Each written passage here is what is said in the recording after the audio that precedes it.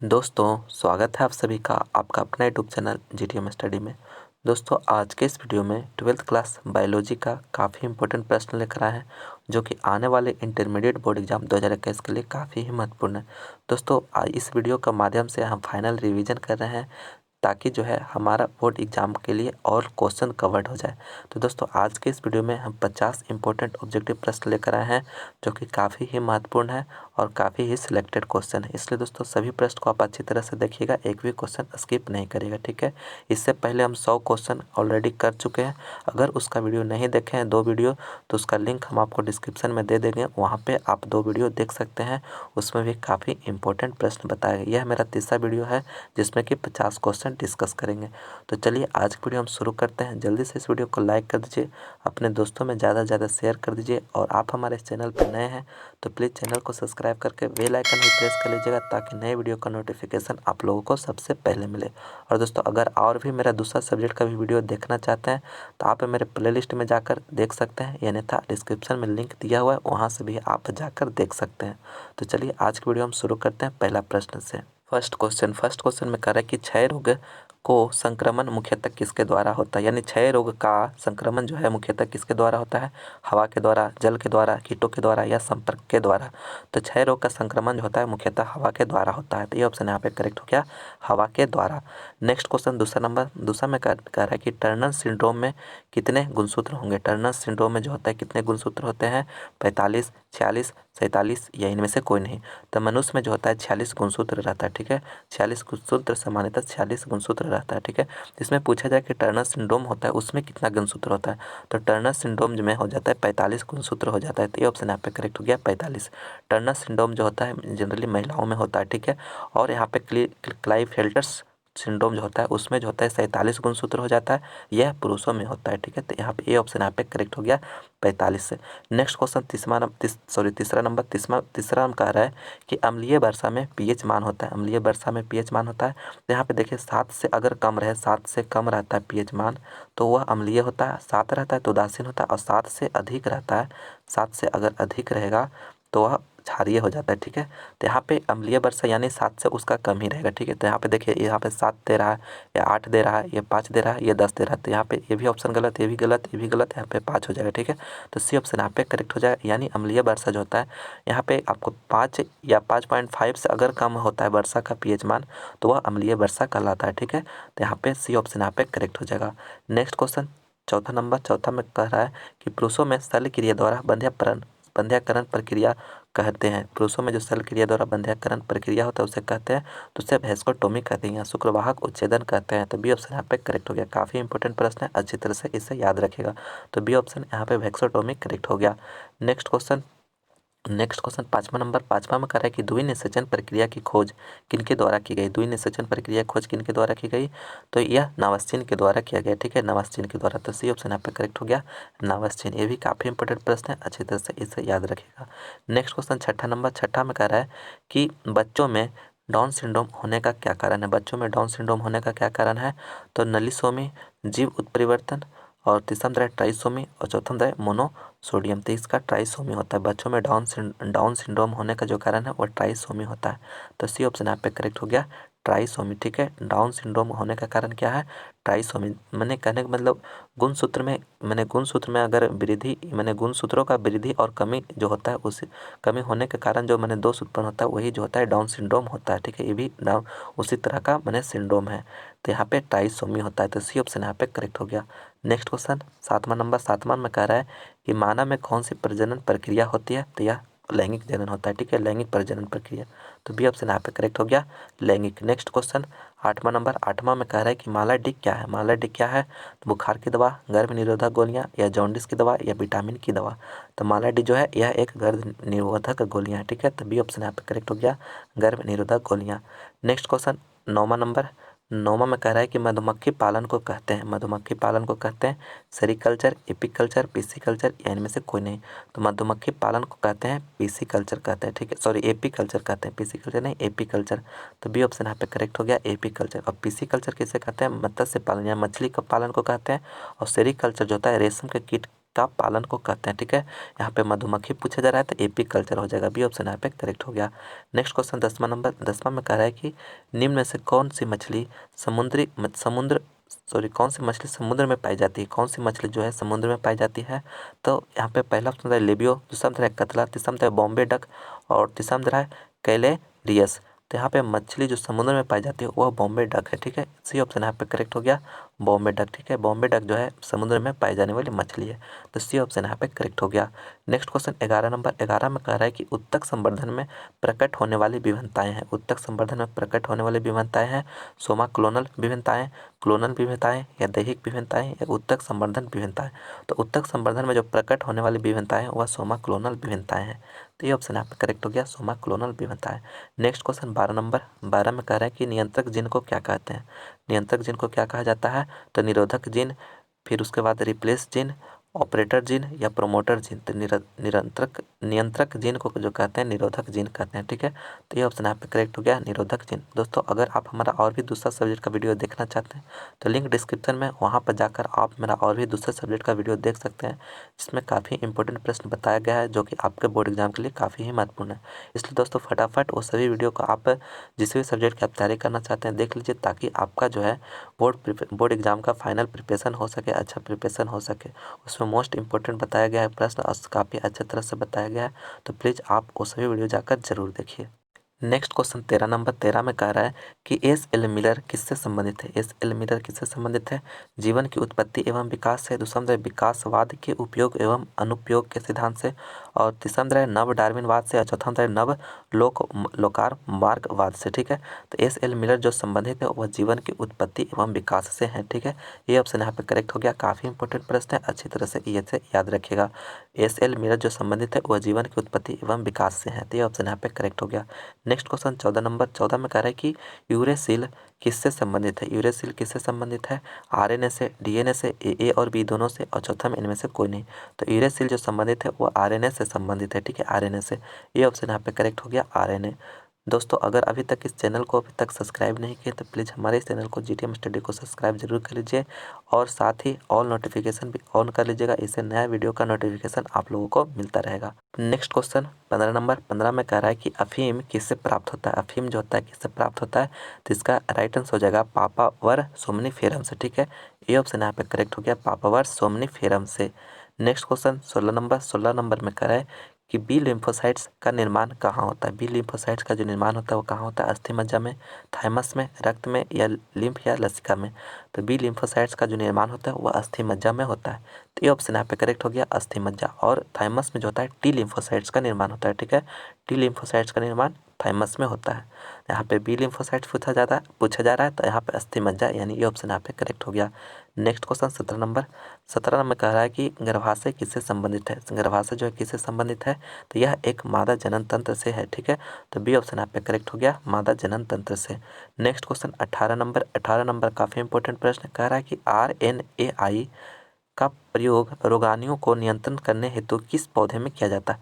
RNAi का जो प्रयोग होता है रोगाणुओं को नियंत्रण करने के लिए होता है, किस पौधे में किया जाता है, तंबाकू में, आम में, आलू में या पॉपी में। तो यह तंबाकू में किया जाता है, तो यह ऑप्शन यहाँ पे करेक्ट हो गया, तंबाकू। नेक्स्ट क्वेश्चन 19वां में कह रहा है कि वैलिस नेरिया के पुष्प हैं। वैलिस नेरिया का जो पुष्प है वह है वायु परागित, कीट परागित या जल परागित या जंतु परागित। यानी वैलिसनेरिया पुष्प में जो परागन का प्रक्रिया होता है वह किसके द्वारा होता है, तो वह जल के द्वारा होता है। ठीक है, तो सी ऑप्शन यहाँ पे करेक्ट हो गया, जल परागित। और हाइड्रा का भी जो होता है वह जल परागित होता है। ठीक है, तो यहाँ पे सी ऑप्शन यहाँ पे करेक्ट हो गया, वैलिसनेरिया के पुष्प जो है जल परागित होता है, तो सी ऑप्शन यहाँ पे करेक्ट हो गया। नेक्स्ट क्वेश्चन 20वां नंबर काफ़ी इंपॉर्टेंट प्रश्न है, कह रहा है कि ओजोन परत की मोटाई किस इकाई में मापी जाती है। अरब इकाई में, पास्कल इकाई में, डॉप्सन इकाई में, इनमें से कोई नहीं। तो ओजोन परत की जो मोटाई होती है वह डॉप्सन इकाई में मापी जाती है, तो सी ऑप्शन यहाँ पे करेक्ट हो गया, डॉप्सन इकाई। यानी ओजोन परत जो है सूर्य से आने वाले पराबैंगनी किरणों को मैंने उसी डायरेक्शन वायुमंडल में ही रिफ्लेक्ट कर देता है, इसलिए हमारे जो ओजोन परत है हमारे पृथ्वी के लिए एक रक्षक मंडल है, ठीक है, रक्षक है, यानी इसे जो है सुरक्षा कवच भी कहा जाता है। तो सी ऑप्शन यहाँ पे करेक्ट हो गया, डॉप्सन इकाई में इसे मेजर किया जाता है। नेक्स्ट क्वेश्चन 21वां नंबर 21 में कह रहा है कि निम्न में से कौन प्रारंभन कूट है, प्रारंभन कूट कौन है, तो इसका जो राइट आंसर हो जाएगा वह AUG और GUG है, ठीक है। तो बी ऑप्शन यहाँ पे करेक्ट हो गया, AUG और GUG यह जो है प्रारंभन कूट है, तो मेरा बी ऑप्शन यहाँ पे करेक्ट हो गया। नेक्स्ट क्वेश्चन प्रश्न 22वां नंबर 22वां में कह रहा है कि जीवाश्म सामान्यतः किसमें पाए जाते हैं, जीवाश्म सामान्यतः किसमें पाए जाते हैं, रूपांतरित चट्टानों में, आग्नेय चट्टान में, तलछटी चट्टान में, चौथा में दे रहा है इनमें से सभी में। तो जीवाश्म जो होता है दोस्तों, जीवाश्म जो होता है हमेशा जो होता है तलछटी चट्टानों में पाया जाता है, ठीक है। सी ऑप्शन यहाँ पे करेक्ट हो गया, तलछटी चट्टानों में, यानी सेडिमेंट्री रॉक में जीवाश्म जो होता है हमेशा पाया जाता है, तो सी ऑप्शन यहाँ पे करेक्ट हो गया। नेक्स्ट क्वेश्चन 23वां नंबर 23 में कह रहा है कि कौन सा पिरामिड कभी उल्टा नहीं होता, कौन सा पिरामिड जो है कभी उल्टा नहीं होता, जीव भार का, ऊर्जा का, संख्या का, आकार का। तो दोस्तों पिरामिड जो है कभी उल्टा नहीं होता है, वह ऊर्जा का होता है, ठीक है, ऊर्जा का। तो बी ऑप्शन यहाँ पे करेक्ट हो गया, ऊर्जा का। नेक्स्ट क्वेश्चन 24 नंबर में कह रहा है कि गर्भाशय एक पतली ग्रीवा द्वारा खुलता है, गर्भाशय जो है एक पतली ग्रीवा द्वारा खुलता है। पहला ऑप्शन रहा है योनि में, दूसरा में रहा है जन्म नाल में, और तीसरा में अंडाशय में, चौथा में इनमें से कोई नहीं। तो इसका जो राइट आंसर हो जाएगा योनि में, ठीक है, ए ऑप्शन यहाँ पे करेक्ट हो गया, यानी गर्भाशय एक पतली ग्रीवा द्वारा खुलता है योनि में, ठीक है, तो ए ऑप्शन यहाँ पे करेक्ट हो गया। नेक्स्ट क्वेश्चन 25वां नंबर 25वां में कह रहा है कि निम्न में से कौन एंटीबायोटिक है, एंटीबायोटिक कौन है, पेनिसिलिन है, नियोमाइसिन है, एरिथ्रोमाइसिन है, या इनमें से सभी। तो एंटीबायोटिक जो है इनमें से सभी है, इनमें से सभी, डी ऑप्शन यहाँ पे करेक्ट हो गया, इनमें से सभी। ये तीनों ऑप्शन को आप याद रखिएगा, ये सभी जो है एंटीबायोटिक होता है, ठीक है, यानी पेनिसिलिन हो गया, नियोमाइसिन हो गया, एरिथ्रोमाइसिन हो गया, यह सभी जो है एंटीबायोटिक है, तो बी ऑप्शन यहाँ पे करेक्ट हो गया। नेक्स्ट सॉरी डी ऑप्शन यहाँ पे करेक्ट हो गया, D option. Next question 26 number 26 में कह रहा है कि निम्न से भारतीय गाय का कौन सी वैज्ञानिक नाम है, यानी भारतीय गाय का जो वैज्ञानिक नाम आपसे पूछा जा रहा है कि क्या होता है, ठीक है। भारतीय गाय का आपको वैज्ञानिक नाम बताना है, क्या होगा।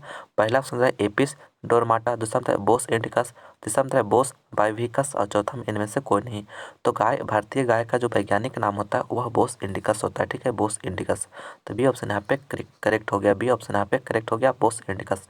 जैसे कि आम का हो गया तो मैंगीफेरे इंडिका, इस तरह से मैंने वैज्ञानिक नाम होता है जो कि मैंने सभी जगह पूरा विश्व में एक ही होता है, वैज्ञानिक नाम जो होता है पूरा विश्व में सेम होता है, ठीक है। तो भारतीय गाय का जो वैज्ञानिक नाम होता है वह बोस इंडिकस होता है, ठीक है, तो बी ऑप्शन यहाँ पे करेक्ट हो गया। नेक्स्ट क्वेश्चन 27वां नंबर 27 में कह रहा है कि एस.एल. मिलर थे एशियन वैज्ञानिक, यूरोपियन वैज्ञानिक, इंडियन वैज्ञानिक, या अमेरिकन वैज्ञानिक। तो एस.एल. मिलर जो थे अमेरिकन वैज्ञानिक थे, डी ऑप्शन यहाँ पे करेक्ट हो गया, अमेरिकन वैज्ञानिक है। नेक्स्ट क्वेश्चन 28वां नंबर 28 में कह रहा है कि सेब के खाने वाले भाग होता है, सेब के जो खाने वाला भाग होता है वो क्या होता है, बीज होता है, एरिल होता है, पेरिकॉर्प होता है, या पुष्पासन होता है। तो सेब को जिस भाग को हम खाते हैं उसे पुष्पासन कहते हैं, ठीक है, पुष्पासन।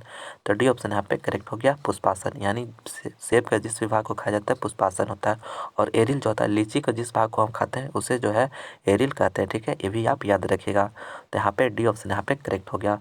दोस्तों अगर इस वीडियो को अभी तक लाइक नहीं किया तो प्लीज़ लाइक ज़रूर करें, अपने दोस्तों में ज़्यादा से ज़्यादा शेयर करें, और हमारे इस यूट्यूब चैनल GTM स्टडी को अभी तक सब्सक्राइब नहीं किया तो प्लीज़ चैनल को सब्सक्राइब करके बेल आइकन भी प्रेस कर लीजिएगा, ताकि हम नया वीडियो अपलोड करें तो उसका नोटिफिकेशन आप लोगों को सबसे पहले मिले।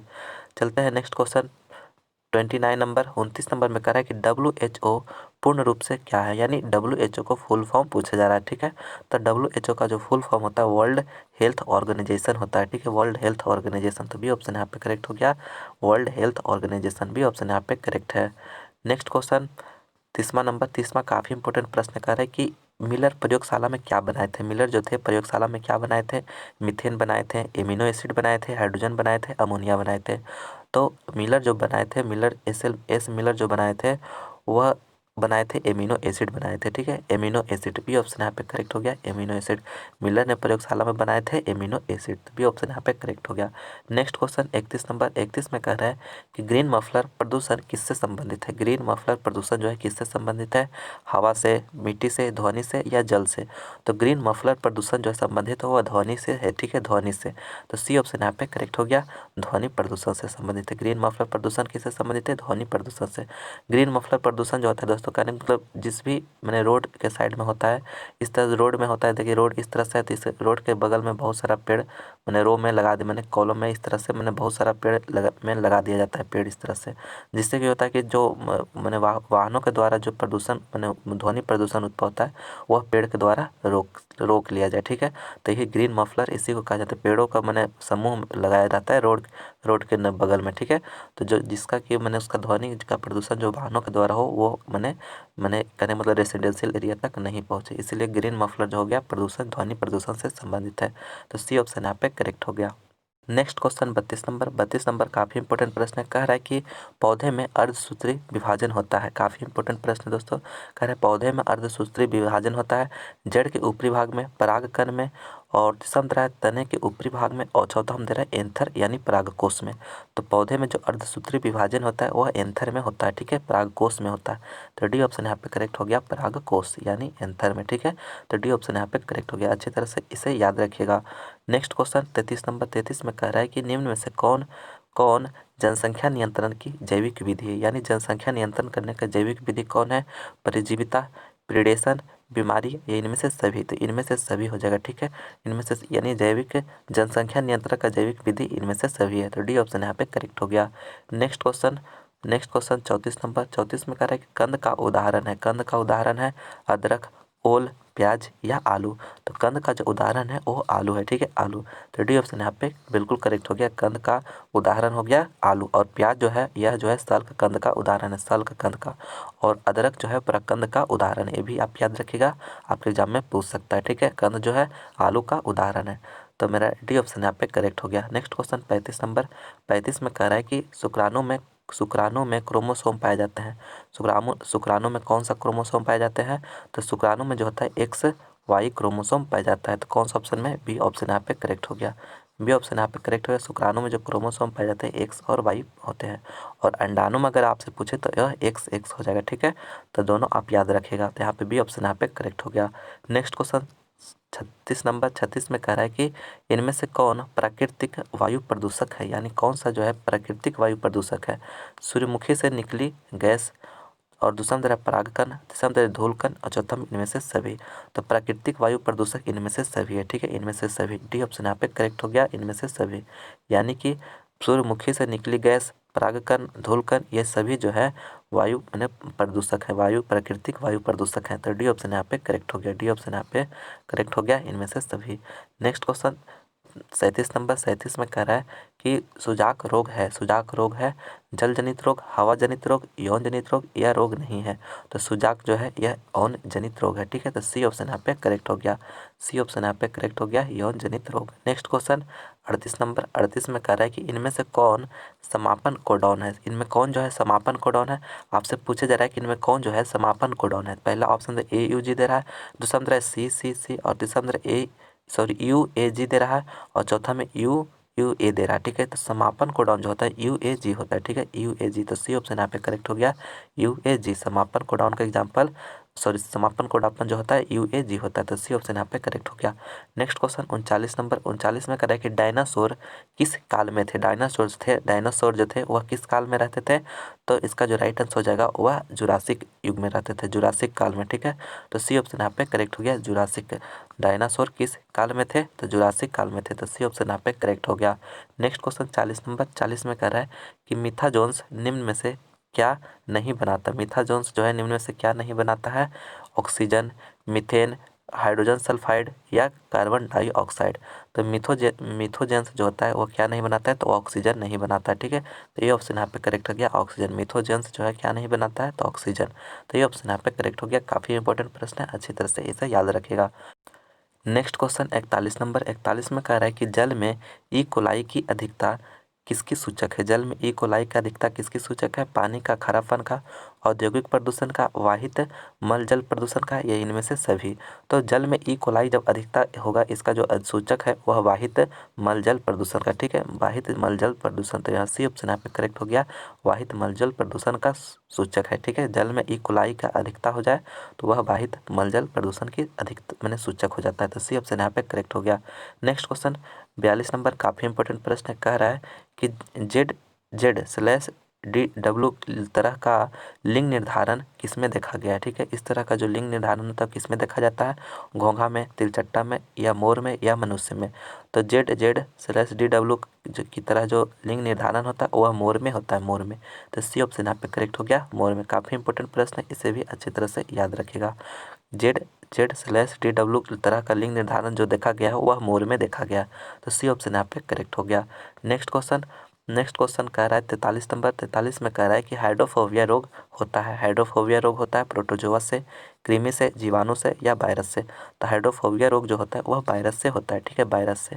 तो डी ऑप्शन यहाँ पे करेक्ट हो गया, वायरस से। हाइड्रोफोबिया रोग हो गया जिसे पानी से डर लगना। ठीक है, पानी से जिसे डर लगता है उसे हाइड्रोफोबिया रोग कहते हैं। ठीक है, तो हाइड्रोफोबिया रोग वायरस के द्वारा होता है। ठीक है, तो डी ऑप्शन यहाँ पे करेक्ट हो गया।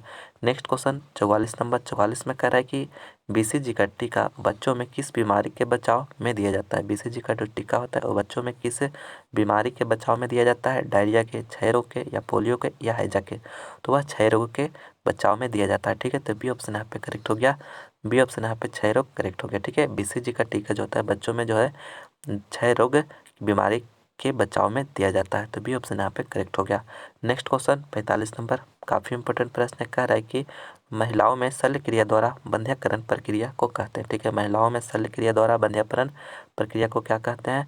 नलिका उच्छेदन यानी ट्यूबिक्टोमी, या शुक्रवाहक उच्छेदन, या वैक्सोटोमी, या अंतरोपण, या रोधक? ठीक है, तो महिलाओं में जो शल्य क्रिया द्वारा बंध्यकरण की प्रक्रिया कहलाता है वह ट्यूबिक्टोमी कहलाता है, यानी नलिका उच्छेदन कहलाता है। ठीक है, तो ए ऑप्शन यहाँ पे करेक्ट हो गया, नलिका उच्छेदन। ए ऑप्शन यहाँ पे करेक्ट है। Next question 46 number. 46 में कह रहा है कि निम्न में कौन संक्रामक रोग है? ठीक है, निम्न में कौन जो है संक्रामक रोग है? हैजा, तपेदिक, प्लेग, या इनमें से सभी? तो संक्रामक रोग जो है इनमें से सभी है, इनमें से सभी। तो डी ऑप्शन यहाँ पे करेक्ट हो गया, इनमें से सभी, यानी हैजा, तपेदिक, प्लेग, ये सभी जो है संक्रामक रोग है। तो डी ऑप्शन यहाँ पे करेक्ट हो गया। Next question 47 number. 47 नंबर कह रहा है कि DNA के संबंध में कौन सा कथन गलत है? ठीक है, DNA के संबंध में जो है कौन सा कथन गलत है? यह अनुवांशिक पदार्थ है, पहला स्टेटमेंट। दूसरा मतलब यह द्विगुणित होता है। तीसरा मतलब इनमें डीऑक्सीराइबोसोम शर्करा होती है। और चौथा मतलब यह द्विगुणित नहीं होता है। काफ़ी इंपॉर्टेंट है, अच्छी तरह से इसे याद रखिएगा। कह रहा है कि DNA के संबंध में कौन सा कथन गलत है? ठीक है, तो यह द्विगुणित नहीं होता है, यह जो कथन है यह गलत है। ठीक है, यह कथन जो है गलत है, यानी डी ऑप्शन यहाँ पे करेक्ट हो गया। यानी कि यह एक आनुवंशिक पदार्थ है, यह बात सही है DNA के बारे में, और यह द्विगुणित होता है। ठीक है, यह भी सही है, और इसमें जो होता है डीऑक्सीराइबोसोम शर्करा होती है। ठीक है, तो ये भी करेक्ट है। ठीक है, यानी यह द्विगुणित नहीं होता, यह जो है DNA के संबंध में गलत कथन है। ठीक है, तो मेरा डी ऑप्शन यहाँ पे करेक्ट हो जाएगा, डी ऑप्शन, क्योंकि यहाँ पे गलत पूछा जा रहा है। तो डी ऑप्शन यहाँ पे करेक्ट हो गया। काफ़ी इंपॉर्टेंट प्रश्न है, अच्छी तरह से इसे याद रखेगा। Next question 48 number. 48 में करें एक जीन के भिन्न भिन्न रूप को क्या कहते हैं? एक जीन के भिन्न भिन्न रूप को क्या कहते हैं? तो उसे एलील कहते हैं। एलील क्या कहते हैं? एलील। तो बी ऑप्शन यहाँ पे करेक्ट हो गया, एलील। Next question 49 number. 49 में कह रहा है कि पुष्प के नर जनन संरचना को क्या कहते हैं? पुष्प के नर जनन संरचना को क्या कहते हैं? पुमंग कहते हैं, जयांग कहते हैं, वायुदल पुंज कहते हैं, या अंडाकार कहते हैं? तो पुष्प में नर जनन संरचना को जो कहते हैं वह पुमंग कहते हैं। ठीक है, पुमंग। ये ऑप्शन यहाँ पे करेक्ट हो गया, यानी पुमंग जो है नर जनन संरचना है पुष्प में, और जयांग जो है स्त्री जनन संरचना है पुष्प में। ठीक है, दोनों याद रखिएगा। पुमंग हो गया जो नर जनन हो गया, और जयांग जो हो गया यह स्त्री जनन संरचना हो गया पुष्प में। तो ये ऑप्शन यहाँ पे करेक्ट हो गया, पुमंग।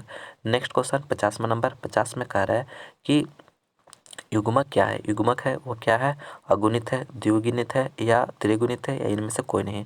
तो दोस्तों आप इस प्रश्न का आंसर हमें कमेंट करके बताइएगा कि इसका राइट आंसर क्या होगा, उसका रिप्लाई हम जरूर करेंगे। ठीक है, तो दोस्तों यह मेरा लास्ट प्रश्न था। मैं उम्मीद करता हूँ कि यह वीडियो आपको पसंद आया होगा, तो प्लीज़ इसे लाइक करें, अपने दोस्तों में ज़्यादा से ज़्यादा शेयर करें, और अभी तक हमारे चैनल को सब्सक्राइब नहीं किया तो प्लीज़ चैनल को सब्सक्राइब भी जरूर कर लीजिए।